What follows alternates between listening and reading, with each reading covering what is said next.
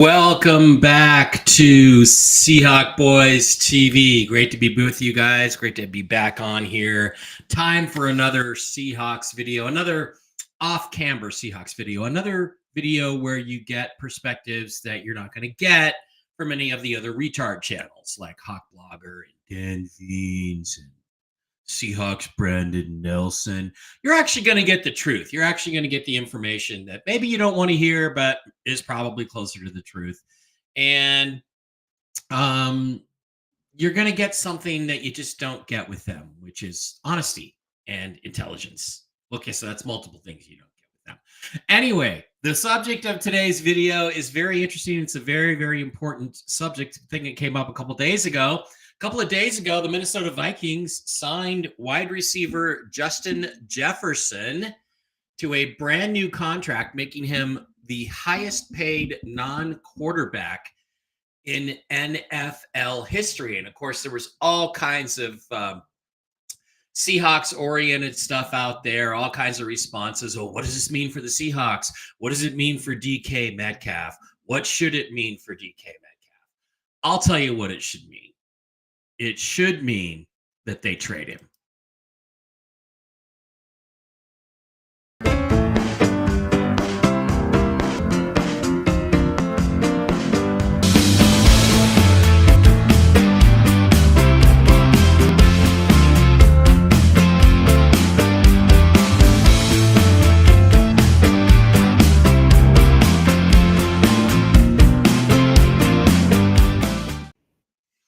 All right, that's weird. There's some weird issues going on with my videos today, but welcome back to the Seahawk Boys TV. I'm your host, Mike Barrett, in Las Vegas, Nevada. Longtime Seahawks fan. Yes, I saw with my own eyes, with these two hazel-colored eyes, the first pass that Jim Zorn ever completed up the left sideline to Steve Largent, about 30 or 40 yards upfield against the San Francisco 49ers in the first ever Seahawks exhibition game, they called them back then. Preseason games, they call them now, at the Kingdom in Seattle, Washington, with my Uncle Johnny and my brother Dave. So, yeah, I have some Seahawks street cred that you do not have. All right, let's get into the subject of today's video, which is going to be, I don't know, people are going to debate me on this. That's okay. I mean, let's face it. You come here. You literally come here to hate on me. That's fine with me because I am not going to stop getting in your face about things that I think are right.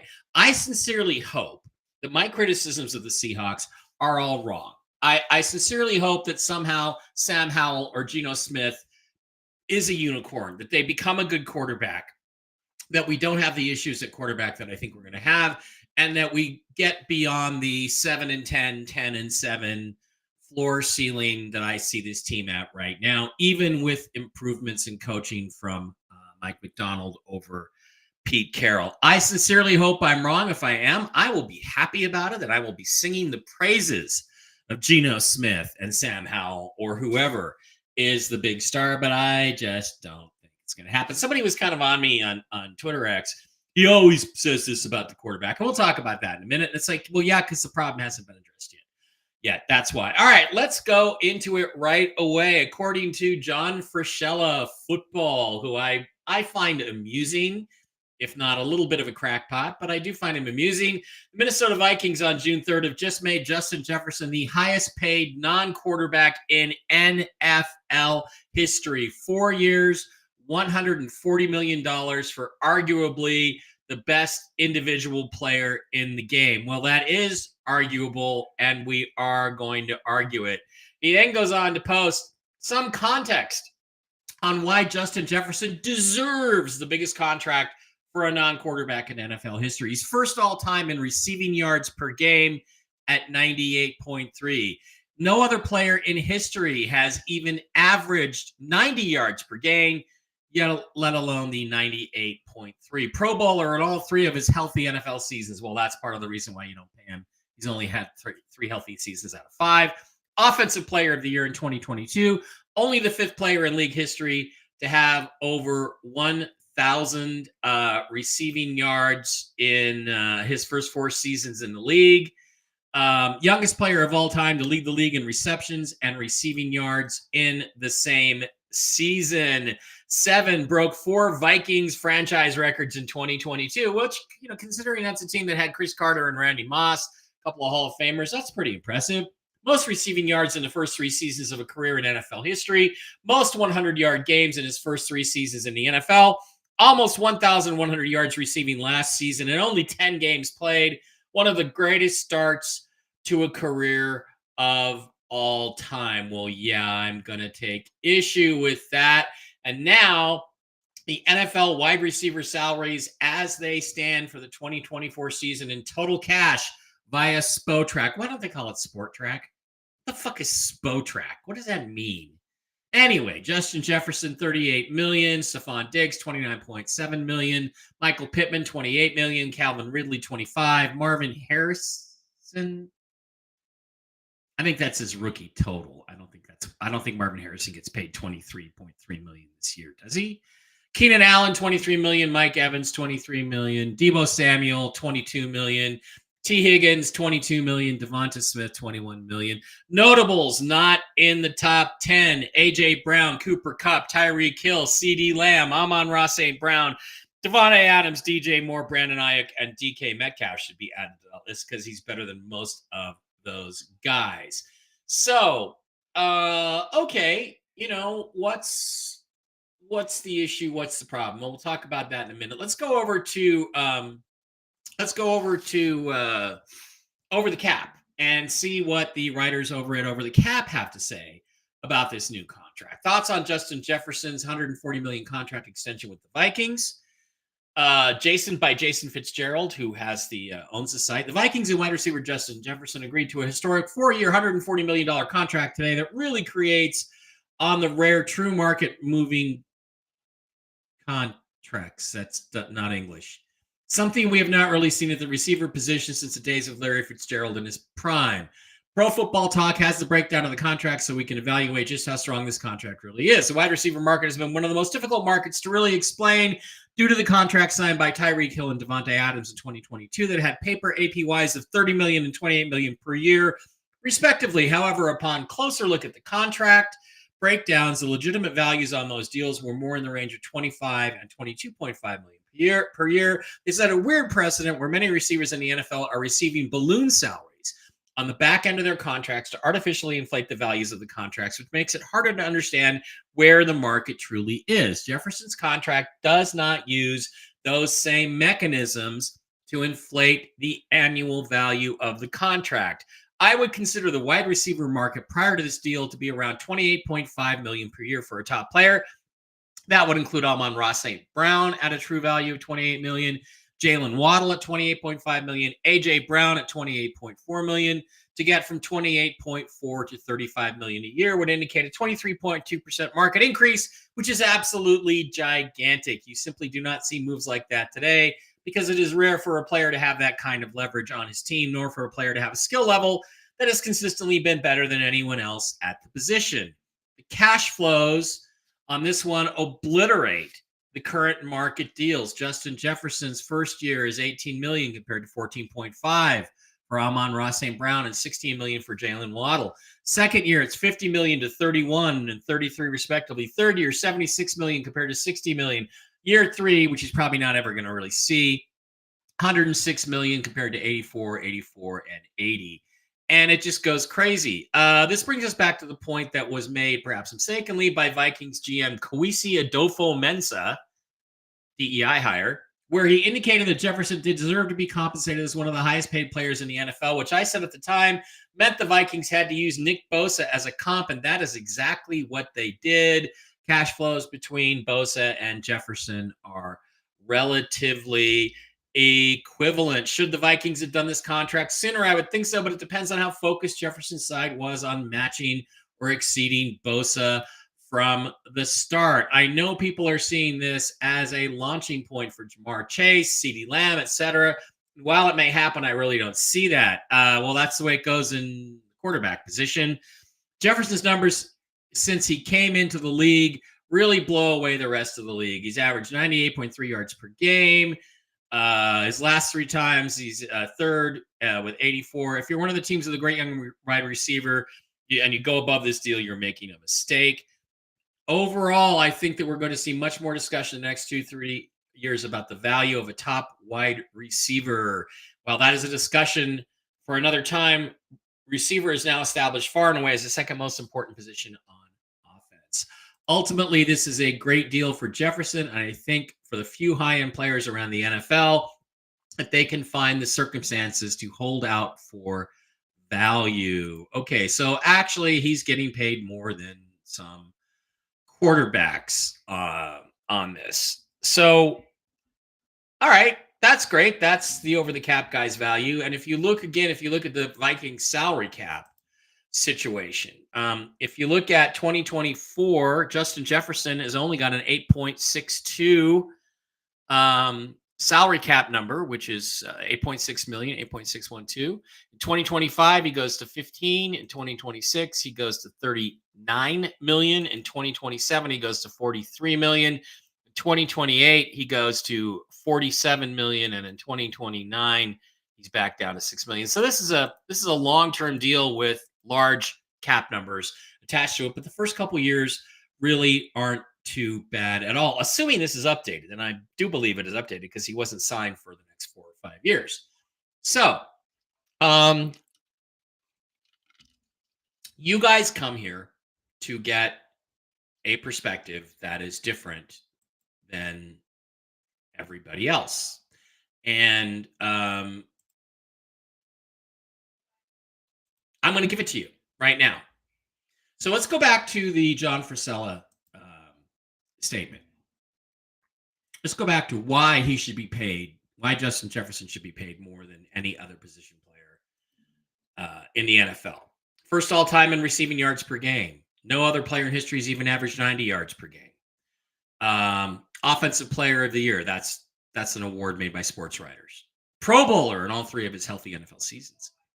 Only the 5th player in league history to have over 1,000 receiving yards in all of his first 4 seasons. Broke 4 Vikings franchise records. Most receiving yards over 3 seasons of a career in NFL history. Most 100-yard games. Almost 1,000 yards in receiving last season in only 10 games. Okay. What's the operative truth in all of these statements? What's the one thing that binds them all together for the most part? Yards.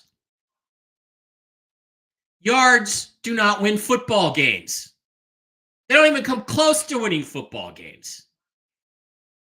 Yards are a fantasy stat. They mean nothing. Your receiver could catch 400 yards worth of passes in a game, but if he doesn't score a touchdown and your team loses 37-3 like the Seahawks lost to the Ravens last year, doesn't make a fucking bit of difference. Yards do not win football games. Receptions do not win football games. Touchdowns win football games. Big plays to set up scores win football games. Taking a 15-yard pass over the middle like Tyreek Hill used to do for Patrick Mahomes all the time, and then run 60 more yards down to set up the game-winning field goal, that wins football games. Making those plays in the fourth quarter wins football games. Now, I don't really know for a fact what Justin Jefferson's fourth quarter numbers are. But I have heard many other people say that have studied it that he disappears in the fourth quarter. And I've watched a lot of Vikings games over the last few years. And he does. He seems to completely disappear when the game is on the line in the fourth quarter. The Seahawks have played the Vikings, I think, twice, maybe 3 times since Jefferson came into the league. And even though we've had some terrible secondaries, Pete Carroll specials, I honestly can't remember him making a big play. He probably did. He probably scored a touchdown. He probably took a 20-yard slant and turned it into a 40 or 50-yard touchdown. Probably did.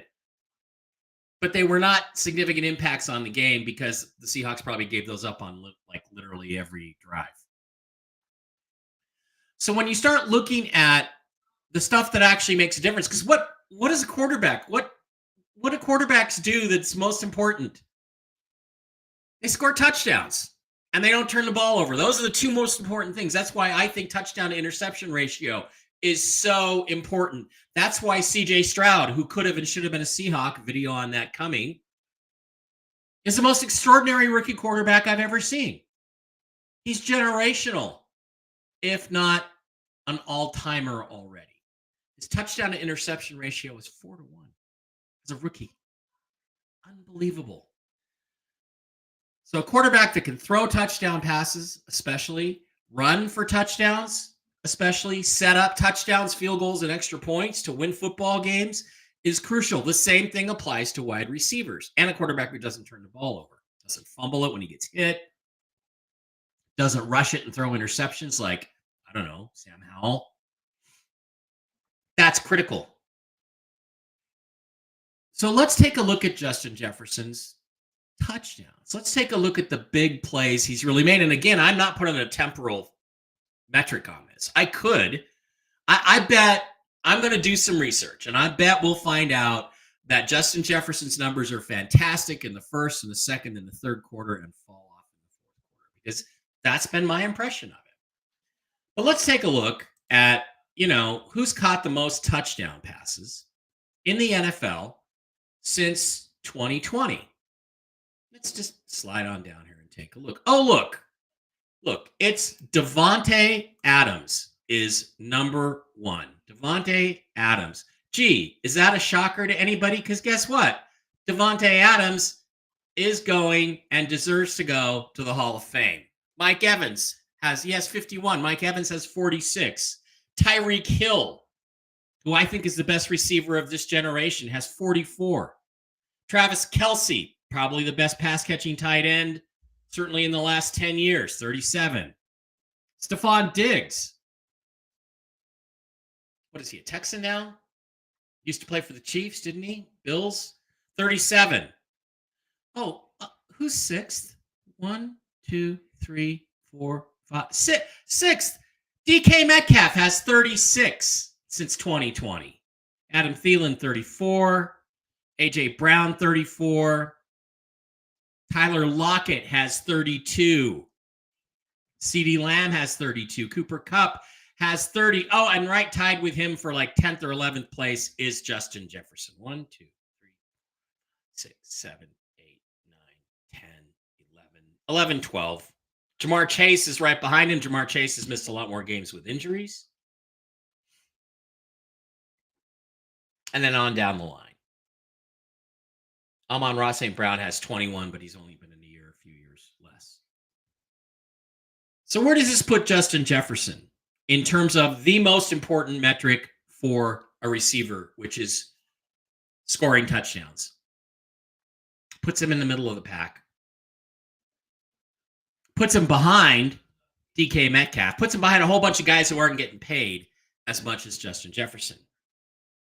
So what does this tell you? It tells you that Justin Jefferson is overpaid. It tells you that Justin Jefferson is not even close to the best receiver in this game, much less the best non-quarterback position player in the game. He shouldn't be getting paid this kind of money. And the Vikings apparently panicked. They had their quarterback. And, again, it also shows you how great what a really good quarterback Kirk Cousins is. Because let's face it, if Sam Howell was Justin Jefferson's quarterback, he wouldn't have 30 touchdowns. If Geno Smith was his quarterback, probably doesn't have 30 touchdowns. Kirk Cousins is a really good player. It shows you that he is dramatically overpaid at this point with this new contract for his production, especially in the key moments, in the big moments, at the big times in the fourth quarter. You can't win games without moving the ball and continuing drives. Okay, that's also fair enough. But ultimately what you do is you win games by scoring touchdowns. And there are multiple guys out there that can do that. So I'm not saying Justin Jefferson's not a good player. But what I am saying is the entire NFL has become polluted with nonsense fantasy stats. that don't change the outcome of football games. Yards is one of them. Yards used to be important, but they were only important in an analysis of why did this team win this game over that team. Well, they rushed for 196 yards on the ground. Eric Dickerson had 174 of those. That's an analysis, but they're just useful for analysis. They're not useful for figuring out and winning football games. They're not. So Justin Jefferson is a fantasy superstar. He is not in reality a superstar. If he was, he'd score more touchdowns. He'd be up there with Tyreek Hill and DK Metcalf and Devontae Adams and Mike Evans and Travis Kelce and Stephon Diggs and Adam Thielen and A.J. Brown and CeeDee Lamb and Cooper Kupp. Well, he is there with Cooper Kupp. So, again, the Vikings just paid ridiculous coin for a fantasy stat guy. This is why you can't have nice things, Vikings fans, because you make moves like this.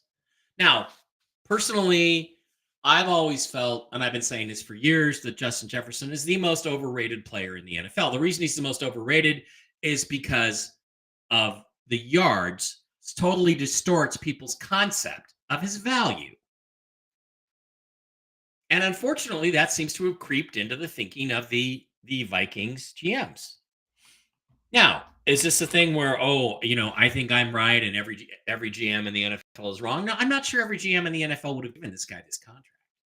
Secondly, the rules have been modified consistently year after year, and even since 2020, to make it easier for receivers to get open and catch balls. And therefore get a lot of, wait for it, yards. When teams get around the end zone, defenses get tougher. They play harder. And so, the fact that he's broken all, let me just tell you, yardage records are going to continue to be broken because the rules are so skewed to the offense that they make it easy to do so. Because the NFL wants to be what college football is, which is no defense, no running game, pass on every down, and every game is 56-48. That's what they want, which is terrible football and not something I really want to see or sit through. But it's the way we're going. Am I predicting the Seahawks will have a better record than the Vikings this year? I don't know. I have to look at the Vikings schedule and look at their roster a little tighter. I think they're going to be about the same. I think the Seahawks and the Vikings will be vying for the last wild card spot. They're both 7 and 10 or 10 and 7 teams. I don't see their talent levels being much beyond that. But thanks for the question, Treebeard. I love you, by the way, Treebeard. You're awesome on the different streams. So the problem is now the market's been set. That's what the over the cap guy Jason was saying, is the market has basically been set. So let's take a look at the Seahawks salary cap situation. We've done this before. We've talked about it before. And so here we are. In 2024, this year, we have $1.14 million in cap space. Barely enough to pay for the practice squad and sign any injury reserve free agents. In 2025, we're $18 million over the cap for 2025. We have a lot of 30-year-old players, past 30-year-old players, or players who are at around 30 years old that are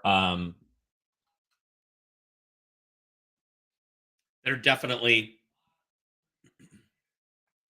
making big money and probably shouldn't be making big money. So how do we fix that? Well, we have a player on our roster who is, in my opinion, better than Justin Jefferson. His name is DK Metcalf. He makes more big plays. He scores more touchdowns. He's faster. He's the fastest receiver in the league, probably, him or Tyreek Hill. He catches the ball. When it gets to him, he just doesn't have enough targets in the Seahawks offense. Now, with Ben Grubb as the new offensive coordinator, we're all hopeful that DK Metcalf will be more productive, that he will get more balls thrown to him. But his quarterback is Geno Smith. Maybe Sam Howell. If Sam Howell can beat out Geno Smith. And by the way, if you can't beat out Geno Smith by your third year in the league as a starter, you're never going to win a Super Bowl. So don't give me any of this Sam Howell crap. So what would happen if, like a lot of people have taught, and I was not initially an advocate of trading DK. I was an advocate of let's go get a young quarterback that can be throwing the ball to DK Metcalf 2 years from now, and then sign DK to an extension now to lower his cap number while we can before the market explodes. Well, the market has exploded, and the Seahawks never got a quarterback. They could have quite easily drafted Spencer Rattler, who was still available. Could have drafted him in the first. They could have drafted him in the third. They could have drafted him in the fourth. They could have drafted him again in the fourth. Could have drafted him in the fifth. They could have drafted him 4 times to bring in behind Howell and Geno and not have to be in a desperate situation at quarterback next year. A guy they could develop who had some potential. And we'll talk about that in a minute. But they didn't do that. So now we're in a situation where we have inadequate quarterbacks and a phenomenal wide receiver who has apparently some interest on the trade market. The Pittsburgh Steelers have been shown to be interested in DK Metcalf. I wonder why that is. I wonder if there's somebody wearing number 3 on the Pittsburgh Steelers that might want to reunite with one of the best receivers in football. And by the way, that chart that I showed you earlier about the receivers, that's really where DK Metcalf ranks. Top 5 or 6 receivers in this league, easily. And he's typically rated down around the 20s because of East Coast bias. But what you have to do is you have to go back to the Seahawks salary cap situation. And there are a couple ways to fix it. And the best way to fix it, the most logical way, not the best way, not a way that makes me happy, is to trade DK Metcalf now that it's past June 1st. If you trade DK Metcalf right now, you save $17 million on the cap for 2024. You save another $22 million on the cap for 2025. So that's a total of what? $39 million under the cap over 2 years if you trade DK. So let's just go ahead and submit that and see what happens. Okay, geez, we jumped to $18 million in cap space for 2024, some of which we can roll over, and we're now $4 million under the cap in 2025 as opposed to being $17 million over. It makes sense. It makes complete sense to trade DK Metcalf. Now, there are people who argue, that I think you can get a first and a third for DK. That's what I'd be asking. That's what AJ Brown went for, and he's got totally comparable stats to AJ Brown. However, people are saying, well, now the market has shifted. And the trade market value for receivers has dropped. Look at Brandon Ayuk. 49ers couldn't trade him. Look at Debo. 49ers couldn't trade him. But DK does have a special relationship with the quarterback in Pittsburgh. And they could be convinced to part with something along the lines of a first and a third. Now, has the market shifted because the contracts that have to be paid out? Yeah. If you're talking about paying out a ridiculous contract like Justin Jefferson's contract that he just got for a fantasy player, it makes it makes a difference. So let's say you couldn't get a first or third. Let's say you only got a second and a fifth. I'd still do it because of the cap savings. So if you did this, you'd save $39 million in cap space. You'd have $18 million more this year. Not that you could do much with that, but you can roll some of it over into next year. And next year you go into the draft. You have a first, 2 seconds, a third, 2 fourths, a fifth, and 2 fifths. That's a lot of draft capital, which you can use to trade up and actually go get your quarterback since you haven't done anything at quarterback for the last 3 years.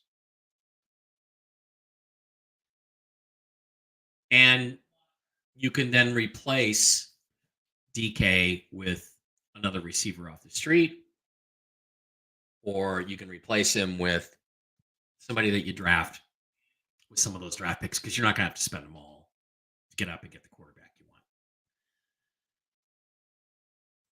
The other thing you can do in 2025 is you can get rid of Geno, who is going to have a cap number, ridiculous cap hit of $38.5 million. You can save $25 million under the cap, so get rid of him.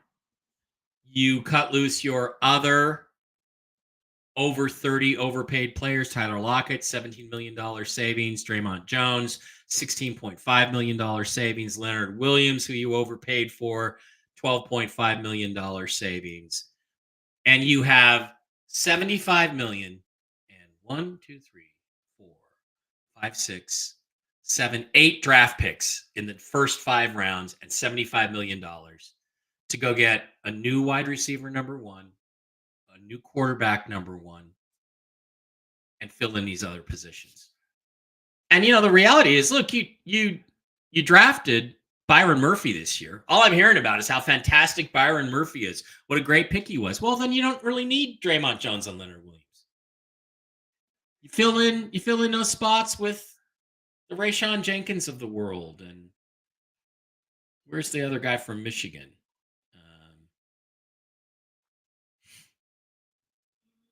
You fill in with 4th, 5th, 6th round guys. So your choices are to have no quarterback going forward, really, unless Sam Howell surprises, and be $18 million over the cap in 2025, and keep DK Metcalf, and or pay him a contract on the order of the Justin Jefferson deal, which is gigantic for a guy who scores touchdowns but isn't playing with a great quarterback. So to me, it's a no-brainer. It's a no-brainer. You trade DK. Now, we had some discussion again this week with Corbin Smith. And he talked about, he posted these dumb sucking up to the Seahawks posts. Cornerback may not have been a need for the Seahawks in the 2024 NFL draft. Yeah, that's why it was stupid to waste 2 picks on them. But day 3 boils down to finding the best value. A close look at how Jim Nagy sees Maya Pritchett and DJ James. And I said, yeah, you're going to go far drafting a cornerback number 4 and a quarterback number 5 when a potential QB1 is staring you right in the face. So, of course, Corbin got back at me and said they weren't going to be drafting a QB1 in the 5th and 6th round. Oh, really? Because everybody had Spencer Rattler's physical talents as a 1st or 2nd round player. That's a QB1. That's a guy who could be a QB1. Spencer Rattler might eventually be able to be a starter, but he wasn't going to be better than Geno Smith or Sam Howell. Sam Howell has led the league in one category in his career. That category is interceptions. Yes, he's fucking better than Sam Howell. Now, we hope Sam Howell can improve, but come on, guys. Let's be serious, okay? Spencer Rattler was totally worth taking a risk with either one of those 4th round picks, and especially the 5th round pick. Totally worth taking a risk on, as we have established before on this show. They should have drafted him. They didn't. Now they're going to pay the price.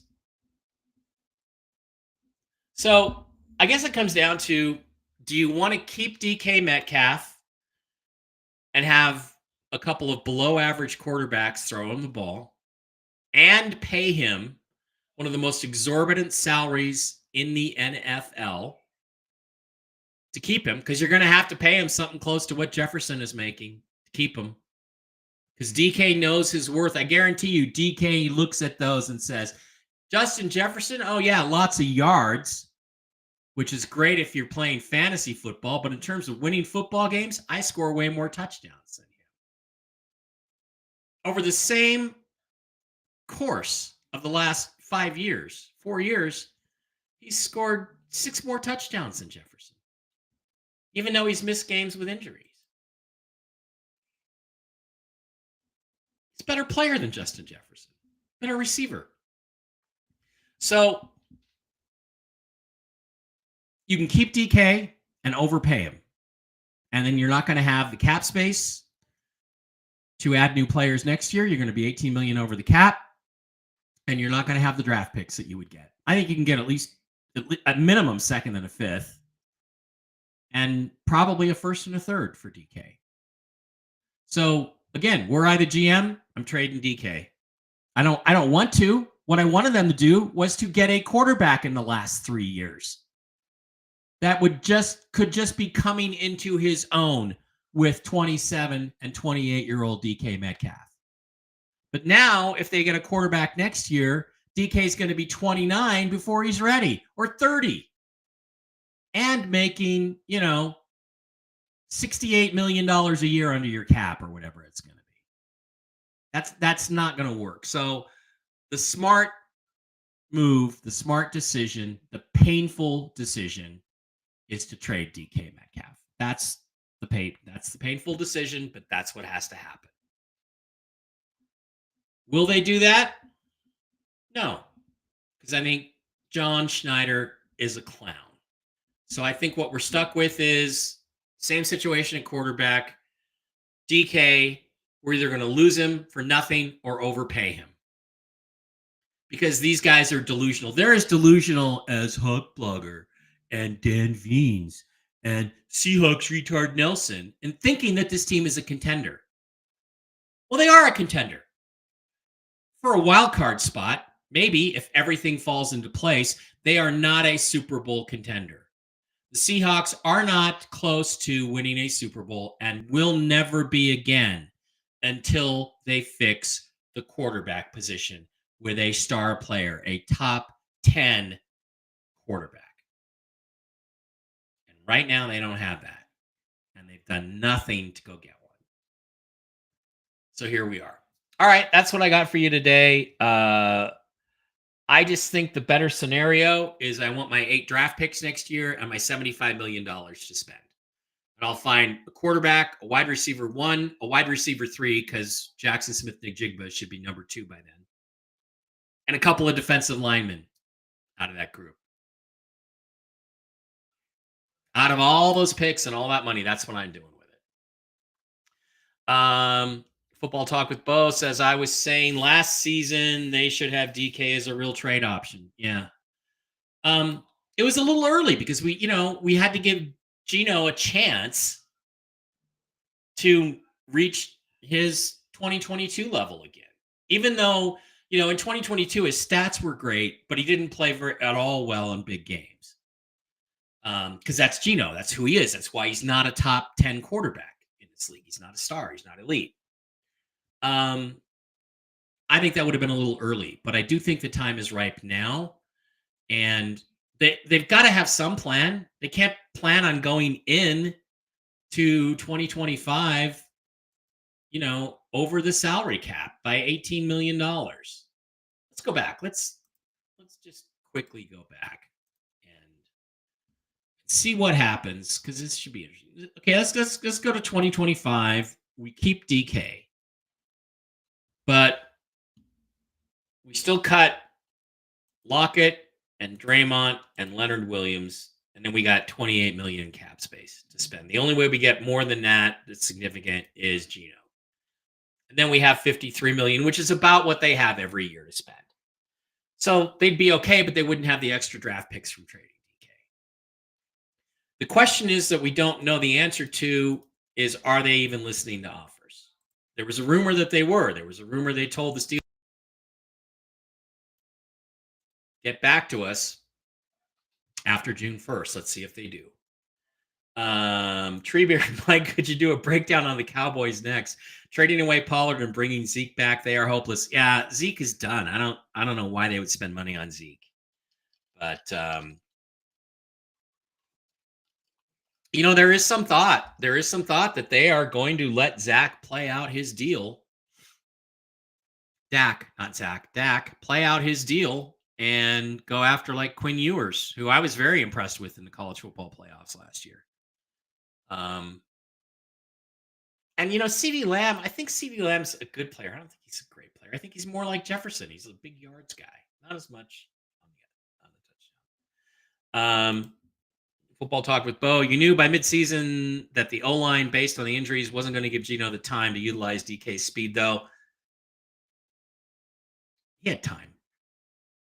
There's a lot of games where DK was, I think the Cincinnati game, DK was wide open up the left sideline. Geno never saw him. Wide open from the first split second. He blew right by the corner. The safety was supposed to come over and help, and he didn't, and Geno never even saw him. So it's not just time. It's recognition. And again, it goes back to the last video where Geno just does not handle pressure well. He just doesn't handle pressure well, unlike our previous quarterback. So, thank you guys for being here. Appreciate each and every one of you, as few of you as there are. I'm going to have to go through to the YouTube channels, Mike Bear 3 and Mike Bear 333, and take off the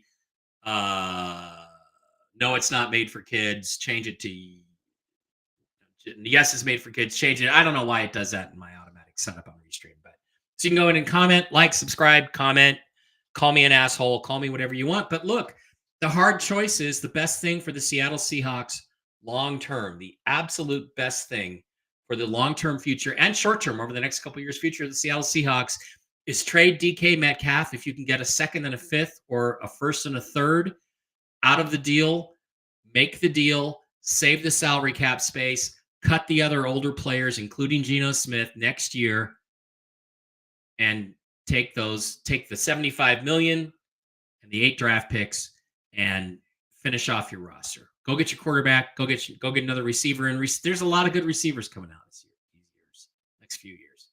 There always is. That's the best choice for the Seahawks. We'll see what they do about it. I suspect not much of anything.